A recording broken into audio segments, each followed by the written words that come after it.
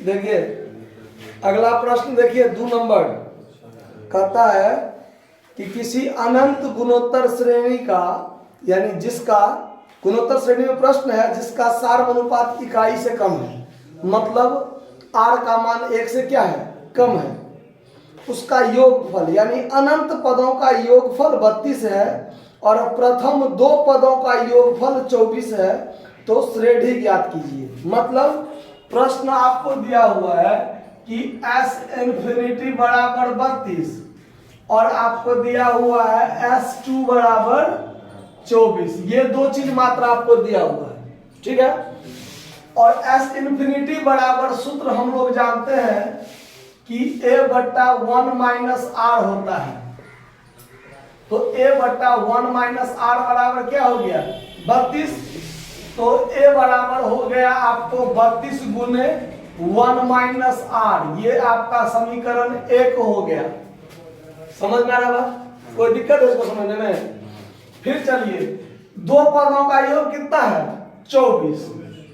अब 2 पदों का योग आप लोग जानते हैं कि t1 प्लस t2 बराबर s2 होता है।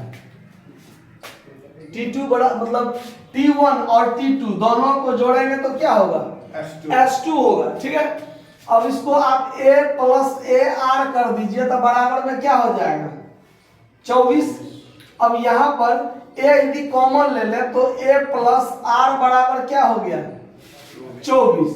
अब इसको आप समीकरण 2 कर लीजिए और अब लिखिए समीकरण 1 से a का मान समीकरण 2 में रखने पर, अब यहाँ a बराबर 32 गुने 1 माइनस r और यहाँ पर गुने में 1 प्लस r आपको पहले से है बराबर 24।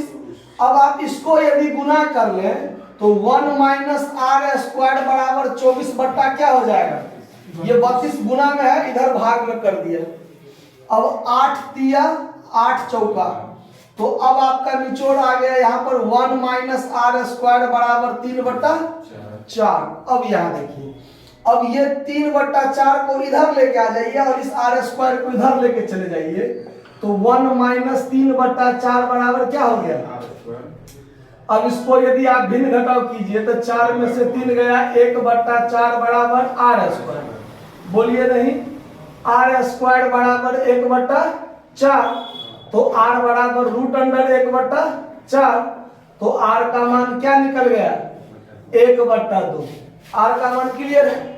अब r का मान क्लियर है। अब r का मान यदि आप समीकरण 1 में भर दीजिए या समीकरण 2 में भर दीजिए तो आपको a का मान निकल जाएगा। तो अब r का मान समीकरण 1 में रखिए, समीकरण 1 में रखने पर तो a बराबर क्या हो जाएगा 32 और गुने 1 माइनस r का मान 1 बट्टा 2, तो a बराबर 32 गुने 1 में से 1 बट्टा 2 जाएगा तो 1 बट्टा 2 बचेगा, यानी क्या निकला, यानी a का मान आपको क्या निकल गया 16 और r का मान है 1 बट्टा 2, मतलब आधा होते बढ़ता चला जाएगा आगे। तो आपको यदि जीपी निकालना है तो a बराबर 16 यानी पहला पद, अब r से गुना करते जाइए तो अगला बढ़ते जाएगा, 1 बट्टा 2 से गुना कीजिएगा तो 8, फिर 1 बट्टा 2 से गुना कीजिएगा 4, 1 बट्टा 2 से गुना कीजिएगा 2, ऐसे ही ये इंफिनिटी तक क्या होगा चलता हुआ चला जाएगा। समझ में आया? कहीं दिक्कत नहीं ना, नोट कर लीजिए। धन्यवाद।